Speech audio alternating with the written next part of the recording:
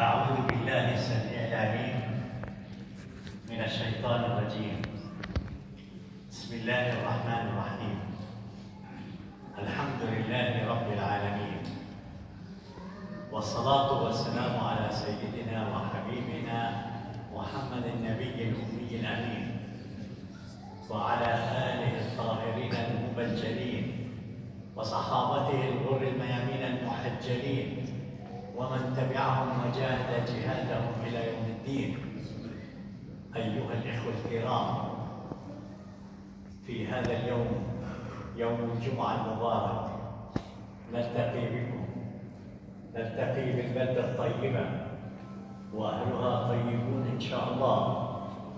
نلتقي بكم للدلالة على حبنا للمسجد الأقصى المبارك. نعم، إنه أولى القبلتين، وثاني المسجدين، وثالث المساجد التي يشد إليها الرحال. وتعرفون ما معنى أولى القبلتين، أي أن المسلمين كانوا يصلون باتجاه المسجد الأقصى المبارك، أو بشكل عام باتجاه مدينة القدس. والذي سبق أن قام بفريضة الحج أو العمرة وزار مسجد القبلتين فإنه يلاحظ الإشارة التي كانت موجهة إلى مدينة القدس. هذا المقصود أولى القبلتين. وثاني المسجدين أي ثاني مسجد بني على الأرض، بني على الأرض. معنى بني على الأرض يعني أن الناس ما هي التي بنته؟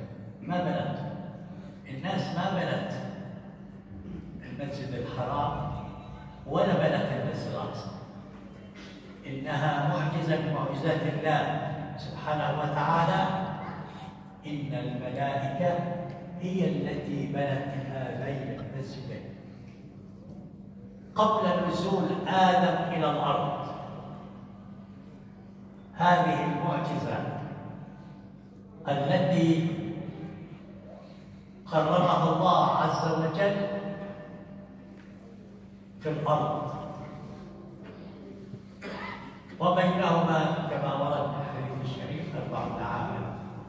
لذا نقول ثاني المسجدين.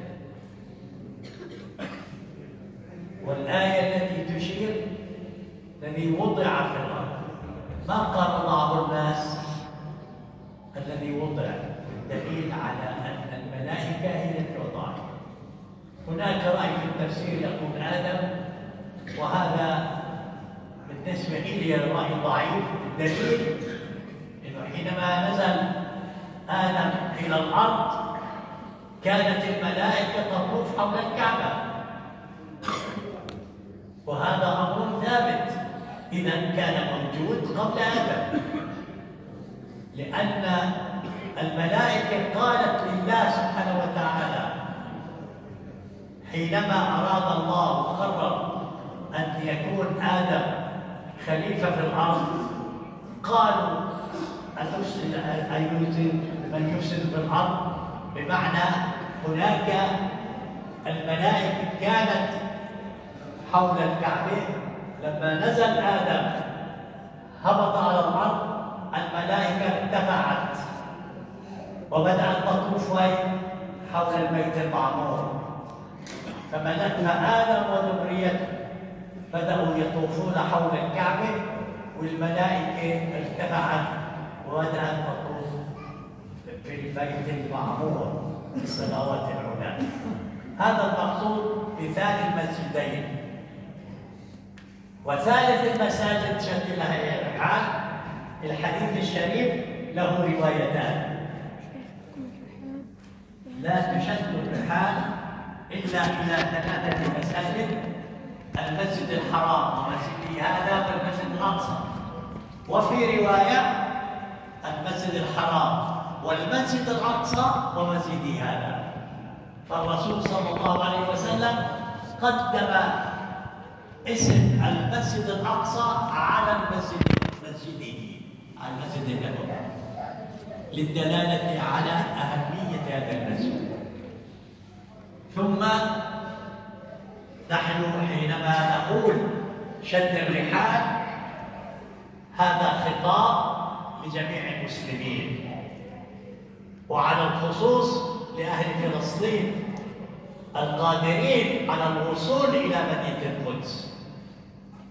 وشد الرحال نداء قائم، نداء مستمر ما دام الأقصى تحيطه وتحدق به الأخطار. نعم، الأقصى تحدق به الأخطار، إذن من واجبنا شد الرحال. وليس بالضرورة كما قال مقولة جابر أن نقول للناس اذهبوا إلى الأقصى.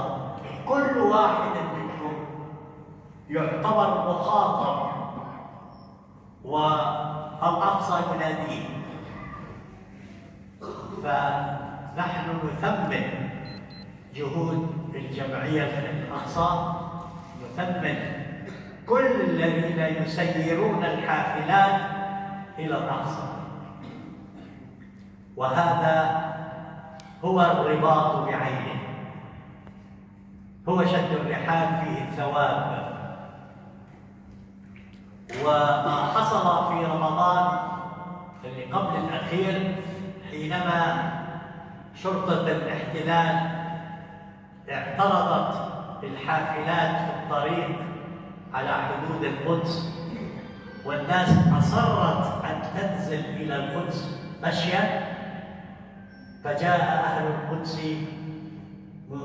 مستقبلينهم بالسيارات للتأكيد على التلاحم، والتأكيد على قوة الموقف، والتأكيد على أننا أسرة واحدة لا نخضع للمسميات المفروضة علينا، مناطق 48، مناطق الضفة الغربية، مناطق القدس، مناطق غزة، مناطق الشتات، كلنا أسرة واحدة،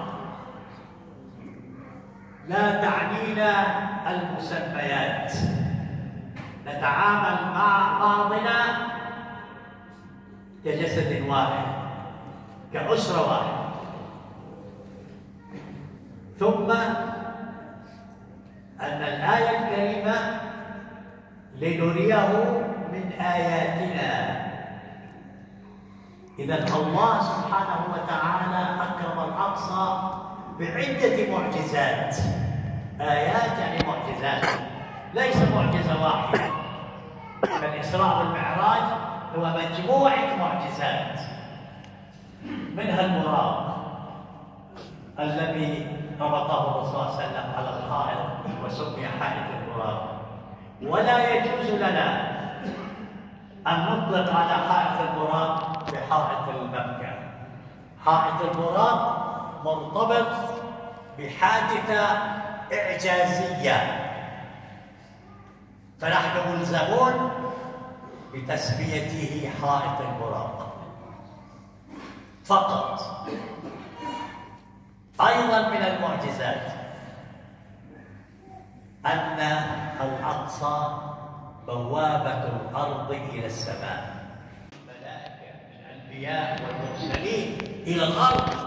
هذه يا إخوان معجزة كبيرة، معجزة كبيرة. جميع الأنبياء بما فيهم سيدنا إبراهيم وسيدنا موسى وعيسى ولوط، كل الأنبياء ينزلوا على الأرض، ومين بقي فيهم؟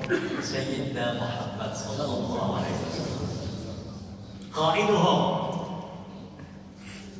وهو الذي يحمل الراية يوم القيامة، وكلهم تحت هذه الراية. سيدنا محمد صلى الله عليه وسلم له المنزلة الرفيعة، ورفعنا لك ذكرك. الغرب الكفار ما بدركوا أهمية سيدنا محمد صلى الله عليه وسلم في نفوس وقلوب المسلمين. ما بدركوها، ما بدركوا أن حب الرسول عليه السلام من الإيمان. فعليه الصلاة والسلام أما في جميع الأنبياء والمرسلين فبايعوه بحمل الرسالة العالمية، الرسالة الأممية، الرسالة الإسلامية، الرسالة الدينية الوحيدة التي تتصف بالعمومية. أعطيت 5 لم يعطهن أحد قبلي. من هذه الميزات، من هذه الصفات، أنه بعث لكل أبيض وأحمر وأسود وأخضر للجميع، لم يرسل إلى قوم واحد. النبي الوحيد الذي أرسل إلى جميع الأمم. فكان آية من آيات الإعجاز في الإسراء والمعراج بأمة سيدنا محمد عليه السلام. أعطيت 5 ومن هذه الصفات هي الشفاعة. شفاعة الرسول عليه السلام سيتشفع لأمته. وتعلمون ومرت عليكم أن جميع الأنبياء والمرسلين يوم القيامة كل واحد منهم شو يقول؟ نفسي نفسي. كل نبي يقول نفسي نفسي، إلا سيدنا محمد عليه الصلاة والسلام ماذا يقول؟ أمتي أمتي. يتشفع لأمته، يتشفع للمسلمين. وحتى الذي يكون في النار من المسلمين نتيجة مخالفاته وجرائمه يأتي النبي صلى الله عليه وسلم ليتشفع له، إلا المنكر لله، إلا القاتل لا شفاعة له، إلا الذي يبيع أرضه لا شفاعة له. فحينما نقول أن الأقصى بوابة السماء إلى الأرض وبوابة الأرض إلى السماء، هذه منزلة سيد وفي الأقصى، هذه منزلة الأقصى. والسؤال: عدد المسلمين في العالم بيزيد عن 2 مليار، بيزيد عن 2 مليار، ويحبون فلسطين. وهذا انت شفتوه في عبر شاشات الناس في قطر، ما حصل في قطر. بيحبوا فلسطين. طب ليش ما يحبوا سوريا؟ ليش ما يحبوا لبنان؟ ليش ما يحبوا العراق؟ المليارين ككل بيحبوا فلسطين. ليه؟ لوجود المسجد الاقصى المبارك. وجود الاقصى هو السبب في حب المسلمين جميعا بفلسطين. وهو وجود الاقصى حية قائمة. لولا الاقصى لانتظرت كما انتظرت اسبانيا بلاد الاندلس راحت، اما فلسطين ما راحت لوجود الاقصى. بقيت القضية حية وقائمة، وأن الأفواج القادمة تكون أقوى وأشد تمسكا بالأقصى من الجيل الذي قبله. وهذا رد